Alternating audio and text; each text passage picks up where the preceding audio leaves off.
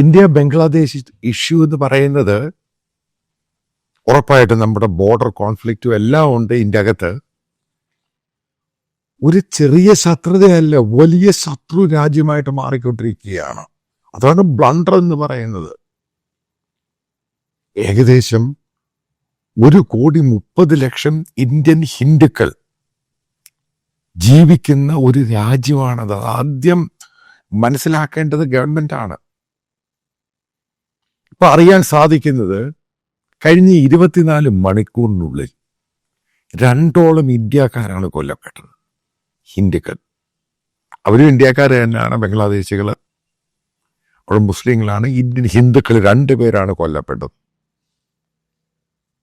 ഒരു സ്ത്രീയെ വല്ലാതെ കയറി ആക്രമിച്ച ഒരു സ്കൂൾ ടീച്ചറായിരുന്നു. എന്നിട്ട് അവരെ മരത്തിൽ കെട്ടിയിട്ട് മുടിയെല്ലാം മുറിച്ച് വളരെ ക്രൂരമായിട്ട് അവരെ കൊല്ലുന്നു. അതിനുശേഷം ഒരു ചെറുപ്പക്കാരൻ 42 വയസ്സുള്ള ഒരാള്, അയാൾ അവിടെ ചെറിയൊരു ഫാക്ടറിയും ഗ്രോസറി ഷോപ്പൊക്കെ ഉള്ള ഒരു ബിസിനസ്സുകാരനാണ്. അയാളെ കൊല്ലുന്നു, വെടിവെച്ച് കൊല്ലുന്നു. എന്താണ് ഇത്ര പ്രകോപനം പെട്ടെന്ന് കയറി ഉണ്ടാകാനുണ്ടായ കാരണം? അതിനു മുമ്പ് ഞാനൊരു കാര്യം പറയാം.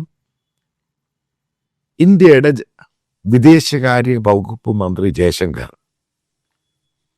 അദ്ദേഹം ഖാലിദാസിയയുടെ ഫ്യൂണറൽ സെറമണിക്ക് പോകുന്നു. അവരുടെ മകനെ കാണുന്നു. അദ്ദേഹം തിരിച്ചു വന്നു UK നിന്നും. മനസ്സിലാക്കുക, ഇന്ത്യൻ വിദേശകാര്യ വകുപ്പ് മന്ത്രി പാകിസ്ഥാൻ അസംബ്ലി സ്പീക്കറെ അങ്ങോട്ട് പോയി കണ്ടു. അവിടെ എല്ലാവരും വന്നിട്ടുണ്ട്. അവിടെ പോയാണ്, അങ്ങോട്ട് പോയാണ് കൈ കൊടുത്ത്. കറക്റ്റാണ് ഈ സംഭവം. ഇതൊന്നും കൈ കൊടുത്ത സംഭവമൊന്നും ഈ ജയശങ്കറിന്റെ ഫേസ്ബുക്ക് സോഷ്യൽ മീഡിയയിലോ ഗവൺമെന്റ് ഓഫ് ഇന്ത്യ ഒന്നും എവിടെയും പറഞ്ഞിട്ടില്ല. ഇതാരാ പോസ്റ്റ് ചെയ്തത്? ബംഗ്ലാദേശ് ആക്ടിംഗ് പ്രസിഡന്റ് മുഹമ്മദ് യൂനിസ്, അദ്ദേഹത്തിന്റെ സോഷ്യൽ മീഡിയയിലാണ് ഈ ഫോട്ടോ കൊടുത്തിരിക്കുന്നത്. അങ്ങോട്ട് പോയി. അത് കഴിഞ്ഞ ശേഷം ഇന്ത്യയുടെ ഡിഫൻസ് മിനിസ്റ്റർ രാജ്നാഥ് സിംഗ്, അദ്ദേഹം ബംഗ്ലാദേശ് എംബസിയിൽ പോകുന്നു. പഴയ പ്രൈം മിനിസ്റ്റർ ഖാലിദാസിയ അതിൻ്റെ ഫ്യൂണറൽ, അതിന് ദുഃഖം രേഖപ്പെടുത്താൻ അങ്ങോട്ട് പോകുന്നു. ഇപ്പോഴാണ് ഇന്ത്യക്ക് മനസ്സിലായത് ഈ ഗെയിം അങ്ങോട്ടല്ല, ഈ പോക്ക് ശരിയല്ലെന്ന്. ഇത് ഞാൻ ഡേ 1 onwards പറയുവാണ്. ചൈനയുമായിട്ടുള്ള പ്രശ്നം അന്ന് സെറ്റിൽ ചെയ്യണം.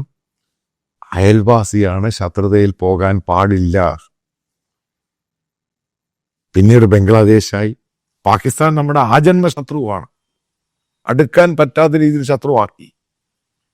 ഇപ്പം ഈ പ്രശ്നം പെട്ടെന്ന് പ്രകോപനം, സ്പോണ്ടേനിയസ് ആയിട്ട് ഈ പ്രകോപനം ഉണ്ടാകാൻ കാരണം എന്താ?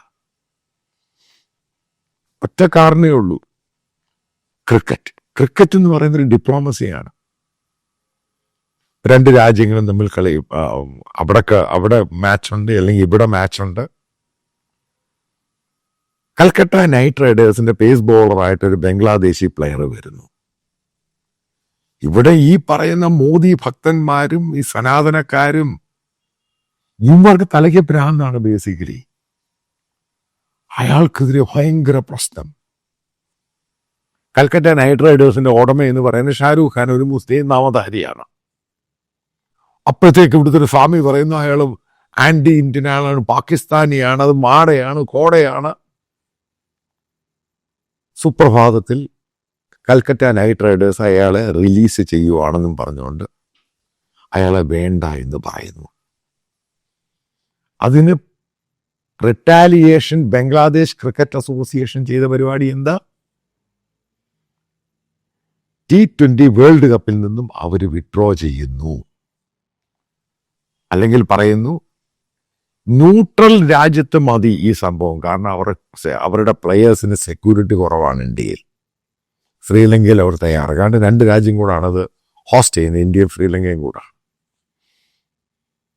നേരത്തെ എങ്ങനെയാണ് ഇന്ത്യ പാകിസ്ഥാനെതിരെ പോയിരുന്ന അതേ നമ്പർ തന്നെ ചൈനയുടെയും പാകിസ്ഥാന്റെയും പ്രോക്സിയെ വെച്ച് ബംഗ്ലാദേശിനെ വെച്ച് ഇന്ത്യക്കെതിരെ കളിക്കുകയാണ്. ആരാണ് ഈ ബോൾ കോർട്ടിലോട്ട് ഇട്ടുകൊടുത്തത്? ഇന്ത്യ. ആരാണിപ്പോൾ സ്കോർ ചെയ്ത് ഉപദ്രവിക്കുന്നത്? ബംഗ്ലാദേശ്. ഇതാണ് ഗെയിം. ഇതാണ് ബ്ലണ്ടർ എന്ന് പറഞ്ഞ മോദി ഗവൺമെന്റിന്റെ ഡിസാസ്റ്റർ, അതായത് ദുരന്തപരമായ ഡിപ്ലോമസി.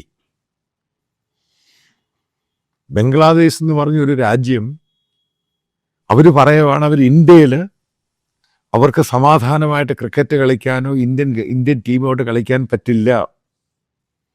IPL ബംഗ്ലാദേശ് മുഴുവനും ബാൻ ചെയ്തു, അതിന്റെ ക്യാമ്പയിനും പാടില്ല. ഏകദേശം 2.5-3 കോടി ബംഗ്ലാദേശികൾ ഇന്ത്യയിൽ പല രീതിയിലും ജോലി ചെയ്യുന്നുണ്ട് ഇല്ലീഗലായിട്ട്. ആരാണ് ഈ പ്രശ്നം ഉണ്ടാക്കിയത്? Government of India. ആരാണ് ഇത് ഇൻസ്പയർ ചെയ്തത്? ഗവൺമെന്റ് ഓഫ് ഇന്ത്യയെ പിന്തുണയ്ക്കുന്ന ആളുകൾ.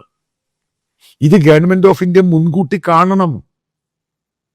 ഇങ്ങനൊക്കെ ഉണ്ടായിക്കഴിഞ്ഞാൽ ഇങ്ങനൊക്കെ പ്രശ്നമുണ്ടാകും. അങ്ങനെ പ്രശ്നമുണ്ടായാൽ മറ്റൊരു രീതിയിലേക്ക് ട്വിസ്റ്റ് ചെയ്ത് പ്രശ്നങ്ങൾ മാറാൻ പ്രശ്നമുണ്ട്.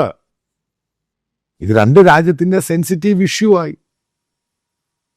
കാരണം അത് മുസ്ലിം ഭൂരിപക്ഷ പ്രദേശമാണ്. ഇന്ത്യയിലുള്ള മുസ്ലിങ്ങളെ അറ്റാക്ക് ചെയ്യുന്നു, തിരിച്ചവിടെയുള്ള ഹിന്ദുക്കളെ അറ്റാക്ക് ചെയ്യുന്നു. സിമ്പിളായിട്ട് കരുതിയാൽ മതി. ആരെ ഇതിന്റെ പ്രോപ്പർ സൊല്യൂഷൻ ഉണ്ടാക്കിയത്? Government of India. കാരണം ബിഗ് ബ്രദർ വലിയ രാജ്യമാണ്, വലിയ എക്കോണമിയാണ്. അതിനിടയ്ക്ക് ഇവിടെ സോഷ്യൽ മീഡിയയിൽ അവർ അരി തെണ്ടുന്നു, ഇത് തെണ്ടുന്നു, അത് തെണ്ടുന്നു. ഇന്ത്യയായിട്ട് 14 ബില്യന്റെ ഡീലുള്ളൊരു രാജ്യമാണ് ഈ ബംഗ്ലാദേശ്. ഏറ്റവും കൂടുതൽ സാധനം ഇന്ത്യയിൽ നിന്ന് അവർ വാങ്ങുന്നതാണ്. അവിടെ നിന്ന് ഇങ്ങോട്ട് വരുന്ന വളരെ കുറച്ചേ ഉള്ളൂ. ട്രേഡുള്ള രാജ്യമാണ്. ഇതിനെല്ലാം നെഗറ്റീവായിട്ട് ഇന്ത്യക്കാരെ മുഴുവനും വർഗീയതയുടെ സംഭവങ്ങളുടെ പേരിൽ അങ്ങ് മാറ്റിയെടുത്തു. അതിപ്പോഴെങ്ങനെ അവിടെ പാവം പിടിച്ച ഹിന്ദുക്കൾ, അവിടെയുള്ള ക്രിസ്ത്യാനികളും ദേ ആർ സഫറിങ്. ഇതാണ് മുൻകൂട്ടി കണ്ടുകൊണ്ടാണ് പല കാര്യങ്ങളും ചെയ്യേണ്ടത്. അതാണ് ദുരന്തം എന്ന് പറയുന്നത്. ഇന്ത്യൻ ഡിപ്ലോമസിയുടെ ദുരന്തമാണ് ബംഗ്ലാദേശും അതേപോലെ ചൈനയാണെങ്കിലും പാകിസ്ഥാനും നമ്മൾ ഉണ്ടാക്കിയെടുത്തത്. നമ്മൾ പ്രതീക്ഷിച്ചോ ഇതേപോലെ ബംഗ്ലാദേശ് നമ്മളെ ശത്രുവാകുമെന്ന്? ബംഗ്ലാദേശ് ഞാൻ എൻ്റെ പ്രെഡിക്റ്റ് ചെയ്ത് പറയാം, 2026 ചിലപ്പോൾ ഇന്ത്യ ബംഗ്ലാദേശ് വാറുണ്ടാകാൻ സാധ്യതയുണ്ട്. അവരെ മുന്നിൽ നിർത്തും, പാകിസ്ഥാനും ചൈനയും സപ്പോർട്ട് ചെയ്യും. കാരണം സ്ഥിതി അങ്ങനെയാണ് പോകുന്നത്. ചെറിയ രീതിയിലല്ല ഈ സ്ഥിതി പോകുന്നത്. ജനങ്ങൾ ഒന്നടങ്കം അവിടെയുള്ള ജനങ്ങൾ നമ്മൾക്കെതിരെയായി. നമ്മളാണ് അവർക്ക് ജോലി കൊടുക്കുന്നത് ഇത്ര ഇല്ലീഗലായിട്ടും. പക്ഷെ ജനങ്ങൾ കംപ്ലീറ്റ് ആയിട്ടങ്ങ് എതിരായി. ഈ SIR എന്ന് പറഞ്ഞ ചില ഭാഗങ്ങൾ, ചില കാര്യങ്ങളുടെ അകത്തൊക്കെ ചില കാര്യങ്ങളുടെ സത്യമുണ്ട്. ഒത്തിരി പേര് കയറിയിട്ട് അവർ പെട്ടെന്ന് കെട്ടിയടിച്ച് അങ്ങോട്ട് കൊണ്ടുപോകുക എന്ന് പറയുന്ന അവിടെ പ്രശ്നമുണ്ടാകും. ഇതൊരു ബാലൻസിങ് ആക്റ്റിലാണ് ഓരോ രാജ്യങ്ങളും പോകുന്നത്. നിങ്ങൾക്ക് കയറി പെട്ടെന്ന് ബുൾഡോസ് ചെയ്യാൻ പറ്റത്തില്ല ആർക്കും ആരെയും. അല്ലെങ്കിൽ അമേരിക്ക ആയിരിക്കണം, അവരാണിത് ബുൾഡോസ് ചെയ്യുന്നത്. അവർ പോലും മെക്സിക്കക്കാരെ ഈ പറയുന്ന പോലെ അവിടുത്തെ രാജ്യവുമായിട്ട് സംസാരിച്ച ശേഷം മാത്രമാണ് പുറത്തോട്ട് വിടുന്നത്. ഇത് നേരെ തിരിച്ചുണ്ടാവുക. അതാണ് ഡിപ്ലോമാറ്റിക് റിലേഷൻഷിപ്പ് നല്ലപോലെ അയൽവാസികളുമായിട്ട് മെയിൻറ്റെയിൻ ചെയ്തു പോകണം. ഇന്ത്യയുടെ മുമ്പിൽ ബംഗ്ലാദേശ് ഒന്നുമല്ല, പക്ഷെ ഇന്ത്യക്ക് വലിയ പ്രശ്നമുണ്ടാക്കാൻ സാധിക്കും. ഇന്ത്യ എല്ലാ തലത്തിലും ബാധിക്കുന്ന പ്രശ്നങ്ങൾ ഉണ്ടാക്കാൻ ബംഗ്ലാദേശ് ഇന്ന് വിചാരിച്ചാൽ സാധിക്കും. എല്ലാ രീതിയിലും സാധിക്കും. കാരണം അവർക്ക് സപ്പോർട്ട് ബേസ് പാകിസ്ഥാന്റെയും ചൈനയുടെയും ഉണ്ട്. ഇന്ത്യയെ നശിപ്പിക്കാൻ നിൽക്കുന്ന 2 രാജ്യങ്ങളാണ്. അതാണ് പറഞ്ഞ ഇന്ത്യൻ പ്രധാനമന്ത്രി മോദി പോയി ചൈനയിൽ പോയി പെട്ടെന്ന് കെട്ടിപ്പിടുത്തം നടത്തിയപ്പോൾ നമ്മുടെ ഏറ്റവും വലിയ അലയൻസ് പാർട്ണറായിരുന്ന അമേരിക്ക നമ്മളെ വിട്ടങ്ങ് പോയി. അമേരിക്കയ്ക്ക് ഇന്ത്യ റഷ്യയുമായിട്ടെടുത്തതിന് അമേരിക്കയ്ക്ക് പ്രശ്നമൊന്നുമില്ല.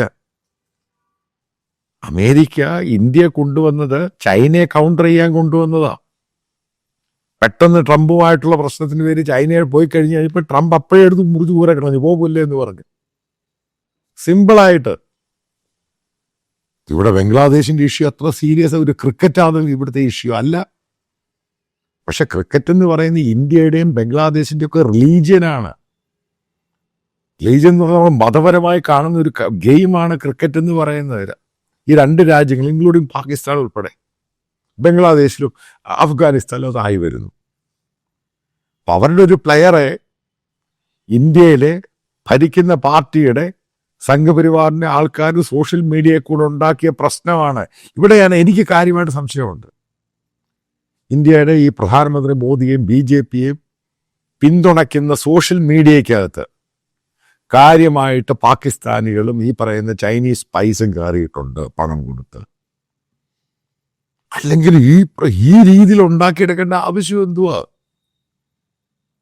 ഒരു പ്ലെയർ വന്ന് കളിക്കാൻ 2, 3, 4 പ്ലെയേഴ്സ് ഇവിടെ IPL കളിക്കുന്നു.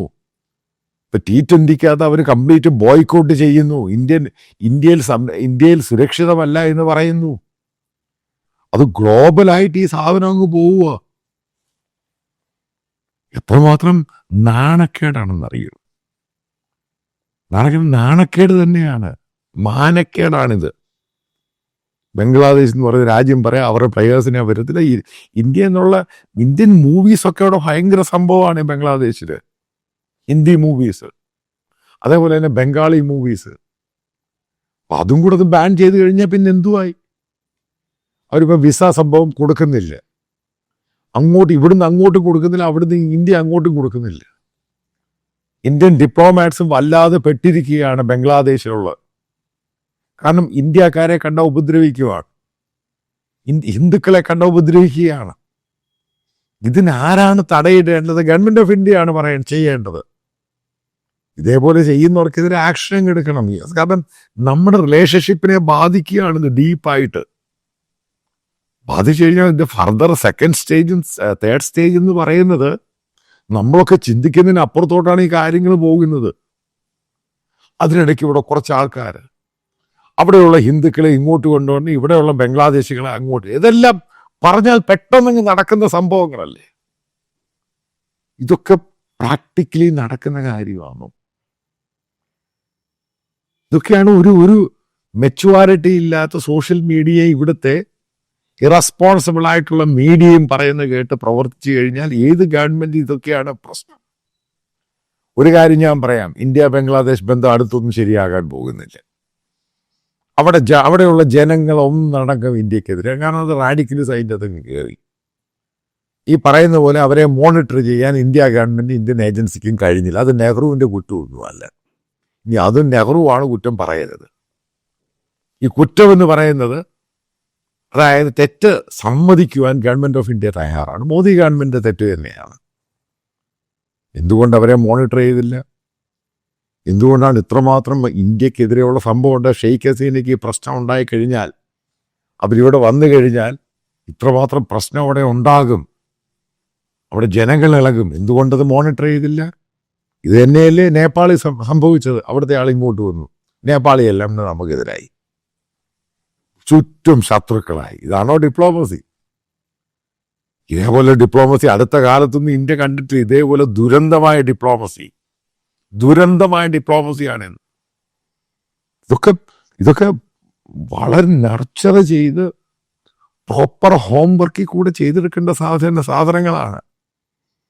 അതിനകത്ത് സോഷ്യൽ മീഡിയ ഇൻഫ്ലുവൻസേഴ്സും ഈ പറയുന്ന ഹിന്ദു റൈറ്റ് വിങ്ങുകാരാണിത് മുഴുവനും കുളവാക്കിയത്. ഒരു ക്രിക്കറ്റ് മാച്ചും IPLും അതിൽ 2 ബംഗ്ലാദേശ് പ്ലെയേഴ്സും ഇതിനെ ചുറ്റിപ്പറ്റി പോയ പോക്ക് കണ്ട് എങ്ങോട്ട് എത്ര പേരെ ഇനിയും അന്യോന്യം പ്രശ്നമുണ്ടാകാൻ പോകുന്നത് മനസ്സിലാക്കുക. നമുക്ക് പാകിസ്ഥാനെയും ബംഗ്ലാദേശിനെയും ചൈനയും പൂർണ്ണ ശത്രുക്കളായിട്ട് ഇന്ത്യ എന്ന് പറയുന്ന മഹാരാജ്യത്തിന് മുന്നോട്ട് പോകാൻ പറ്റില്ല. വലിയ പ്രശ്നം ഇവിടെ ഉണ്ടാകും.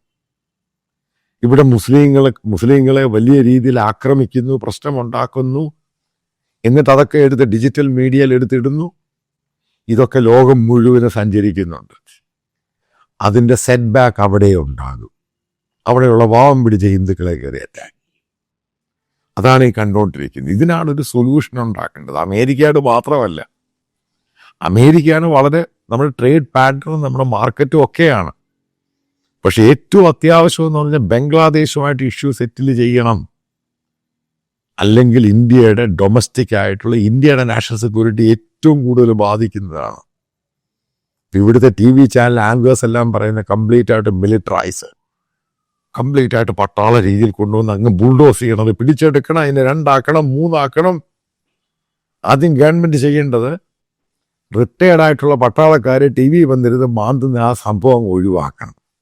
അവരെ പറഞ്ഞ് മനസ്സിലാക്കണം. അവരില്ലെങ്കിൽ ഈ ടി വി വഴി ടെലിവിഷൻ ആ ചാനൽ റൺ ചെയ്യുന്ന മാനേജറുമായിട്ട് സംസാരിക്കണം. കാരണം ഒരു ബോധവും ഇല്ലാത്തവന്മാരാണ് ഏറ്റവും കൂടുതൽ. കാരണം ദിവസവും വാറല്ല ഇന്ത്യ എന്ന് പറഞ്ഞ രാജ്യത്ത്. ഇന്ത്യ എന്ന് പറഞ്ഞ ഇന്ത്യയുടെ എക്കോണമി, ഇവിടുത്തെ തൊഴിലില്ലായ്മ, ഗ്ലോബലായിട്ടുള്ള ഇതൊക്കെയാണ് ഇന്ത്യക്ക് പ്രാധാന്യം. ദിവസവും വാറ് നടത്തും. ഇന്ന് പാകിസ്ഥാൻ, നാളെ ബംഗ്ലാദേശ്, അടുത്ത ദിവസം ചൈന, പിന്നെ നേപ്പാള്. ഇതല്ല ഇന്ത്യയുടെ പോക്ക്. ഇതല്ല ഇന്ത്യ. ഇത് ഇങ്ങനൊരു ഇന്ത്യ വല്ലാത്തൊരു ഇന്ത്യയായി വരികയാണ്. പാകിസ്ഥാൻ ശത്രു, ബംഗ്ലാദേശ് ശത്രു, ചൈന ശത്രു, നേപ്പാൾ ശത്രു, ഇനി ശത്രുക്കൾ, ചുറ്റും ശത്രുക്കൾ. ഇതിനകത്ത് നമ്മൾ വളരാൻ ശ്രമിക്കും. ഇവിടെയാണ് ഇസ്രായേലിന് പറ്റും. അത്രയും ജനസംഖ്യയുള്ളൂ, ചെറിയ രാജ്യം. അവരെ സപ്പോർട്ട് ചെയ്യാൻ അമേരിക്ക എന്ന് പറഞ്ഞ രാജ്യം ഏറ്റവും തയ്യാറാകും. ഒരൊറ്റ രാജ്യം ഇന്ത്യയുടെ കൂടെ ഇല്ല. നേരത്തെ ബംഗ്ലാദേശ് ഇഷ്യൂ ഉണ്ടായി കഴിഞ്ഞപ്പോൾ അമേരിക്ക നമ്മളെ സപ്പോർട്ട് ചെയ്തു, ട്രംപ് നമ്മളെ സപ്പോർട്ട് ചെയ്തു. കാരണം അവിടെയുള്ള ഹിന്ദുക്കളെ അറ്റാക്ക് ചെയ്തപ്പോൾ അമേരിക്ക മൈൻഡ് ചെയ്യുന്നില്ല, യൂറോപ്പ് മൈൻഡ് ചെയ്യുന്നില്ല, ചൈന മൈൻഡ് ചെയ്യുന്നില്ല, ലോകത്തൊരു രാജ്യവും മൈൻഡ് ചെയ്യുന്നില്ല. ബംഗ്ലാദേശിലെ ഈ പാവം പിടിച്ച ഹിന്ദുക്കളെ അവിടെ കൊല്ലുമ്പോൾ അതാണ് ഞാൻ പറഞ്ഞ ദുരന്തമാണ് നമ്മുടെ സർക്കാരിൻ്റെ ഫോറിൻ പോളിസി. അതാണ് ഇതിൻ്റെ ഏറ്റവും മർമ്മപ്രധാനമായ കാരണം. പിന്നെ പമ്പര വിഡ്ഢികളായ കുറച്ച് ബോധമില്ലാത്തവന്മാർ എല്ലാവരും കൂടെ കളിച്ച് ഇന്ത്യ എന്ന് പറഞ്ഞ മഹാരാജ്യത്തെ നശിപ്പിക്കുമോ? അപ്പം അതിൻ്റെ നാളുകൾ ഇനി എത്രയുണ്ട് അത് മാത്രം നമ്മൾ എണ്ണിപ്പോയാൽ മതി. അല്ലെങ്കിൽ ഗവൺമെൻറ് കാര്യമായ മാറ്റം കൊണ്ടുവന്നില്ല എങ്കിൽ ഇത് അധോഗതി തന്നെയാണ്.